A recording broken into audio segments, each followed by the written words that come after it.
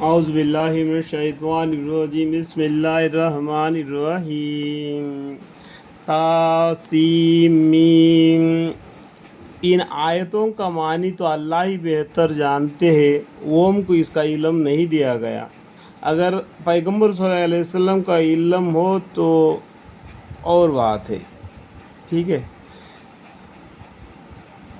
یہ مضامین جو آپ پر وحی کے ذاتی ہے، یعنی قرآن کے آئے تھے، وحی کے ذریعے آئے تھے، تھوڑا تھوڑا کر کے، ٹھیک ہے، ایک ساتھ نہیں آئے قرآن کے آئے تھے، تھوڑا تھوڑا کر کے آئے۔ کتاب وجہ الانی یعنی قرآن کے آیتیں ہیں۔ ہم آپ کو دیکھو، ہم مطلب کیا ہے، اللہ تعالیٰ آپ کو موسیٰ علیہ السلام اور فرعون کا کچھ قصہ ٹھیک ٹھیک پڑھ کر یعنی نازل کر کے سناتے ہیں۔ یعنی لوح محفوظ میں اللہ کے پاس میں جو کتاب ہے، اس میں دنیا بننے سے دنیا آخری تک جنت دوزخ کا سب کچھ اس میں لکھا ہوا ہے۔ اس میں سے قرآن نازل ہو گیا ہے، اس میں سے موسیٰ علیہ السلام اور فرعون کا قصہ اللہ تعالیٰ بتلانا چاہتے ہیں۔ تو اس ٹائم پر ہمارے پیغمبر تو تھے نہیں تھے، تو قرآن کے ذریعے ہم کو معلوم پڑا کہ یہ قصے گزرے ہیں، ٹھیک ہے۔ ان لوگوں کے نفع کے لیے جو ایمان رکھتے ہیں، یعنی ایک حصے سننے سے ان کو عبرت حاصل ہو جائے گا کہ اللہ کی نافرمانی کرنے والوں کو کس طریقے سے عذاب محیط ہو جاتی ہے۔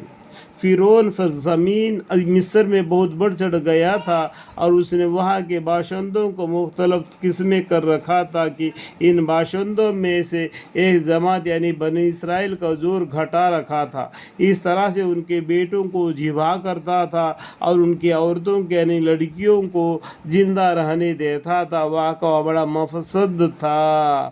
غرض فرعون تو اس خیال میں تھا کہ اور ہم کو یہ منظور تھا کہ جن لوگوں کا زور زمین مصر میں گھٹایا جا رہا تھا، ہم ان پر دنیا دینی احسان کرے۔ دیکھو، اللہ تعالیٰ ان بنی اسرائیل کو اونچا کرنا کرے، اور وہ احسان یہ کہ ان کو دین میں پیشوا بنواوے، دین اسلام میں پیشوا بنائے، اور دنیا میں ان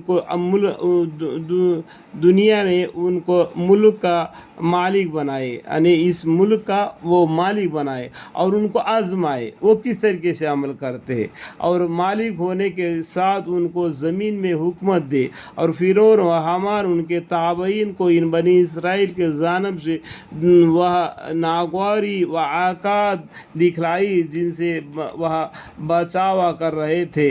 اور جب موسیٰ علیہ السلام پیدا ہوئے تو ہم نے موسیٰ علیہ السلام کے والدہ کو الہام کہا کہ تم ان کو دودھ پلاؤ۔ یعنی الہام کا مطلب کیا ہے؟ اللہ تعالیٰ ایک یہ بات کرتا ہے، اللہ تعالیٰ انسان سے 3 طریقے سے بات کرتا ہے، ٹھیک ہے۔